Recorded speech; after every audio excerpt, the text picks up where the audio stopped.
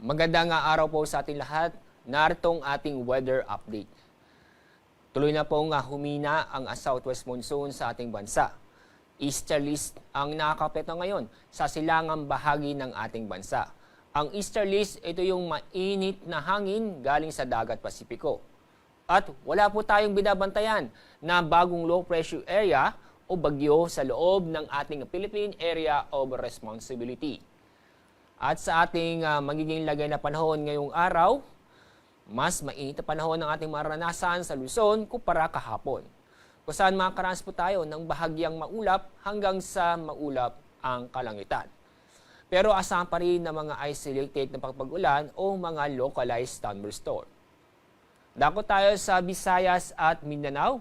Fair weather po tayo ngayong araw, kung saan ay makakaranas po tayo ng bahagyang maulap hanggang sa maulap ang kalangitan. Maliban lang po sa mga isolated na mga pag-ulan dahil sa mga thunderstorm. At para sa ating lagay ng ating mga karagatan, wala tayong gale warning ngayong araw. Pero asahan pa rin ang mga moderate to rough seas sa northern at sa western section ng Northern Luzon.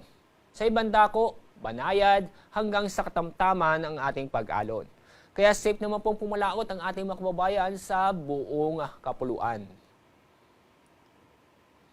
Ang araw po sisikat sa ganap na 5:45 ng umaga at ang araw lulubog mamayang 5:51 ng hapon.